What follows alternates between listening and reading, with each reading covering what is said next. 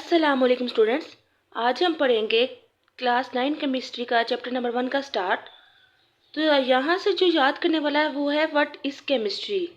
ये इतना इम्पोर्टेंट नहीं है डेफिनेशन, लेकिन ये आपको समझने के लिए ज़रूरी है क्योंकि पूरी केमिस्ट्री इसी डेफिनेशन पर बेस करती है। Chemistry is the science which deals with the properties, composition and structure of substances.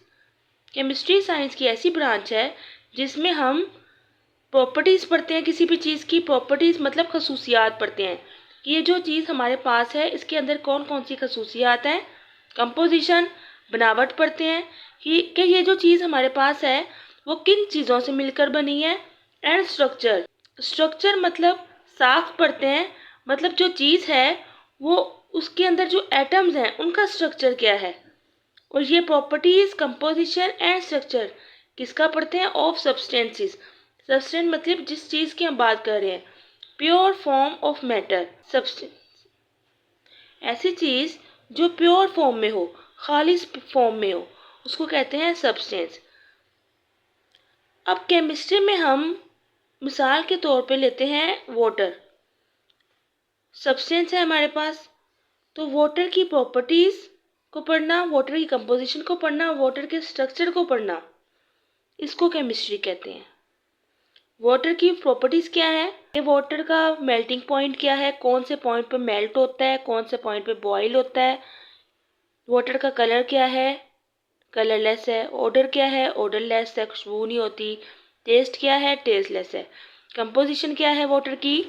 Water का फॉर्मूला होता है H2O, तो ये बताता है कि वाटर की कंपोजिशन क्या है। और कंपोजिशन ये है कि वाटर हाइड्रोजन और ऑक्सीजन से मिलके बना है। एंड स्ट्रक्चर, अब वाटर का स्ट्रक्चर क्या है? वाटर के अंदर जो एटम्स हैं, जो मॉलिक्यूल्स हैं, उनका स्ट्रक्चर क्या है। तो ये सब हम केमिस्ट्री की ब्रांच में पढ़ते हैं। It also studies the physical and chemical changes in matter. Chemistry में हम फिजिकल एंड केमिकल चेंजेस के बारे में पढ़ते हैं कि जो हमारे पास सब्सटेंस है, जो हमारे पास मैटर है। मैटर क्या होता है? Anything that occupies volume and space.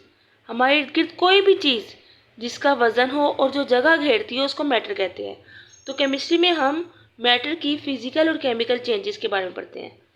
Physical changes में आ जाते हैं कलर, स्मेल, टेस्ट, जो चीज़ें हम किसी मैटर की देख सकते हैं, टच कर सकते हैं।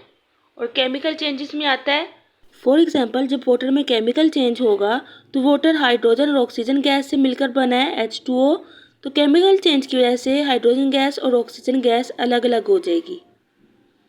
तो ये इसका केमिकल चेंज है, मतलब केमिकली तौर पर मैटर में क्या चेंज आता है। And the laws and principles which govern these changes. और केमिस्ट्री में हम वो कानून और असूल पढ़ेंगे जिनकी वजह से ये चेंजेस हो रही हैं, जिनकी वजह से फिजिकल चेंज होता है या केमिकल चेंज होता है।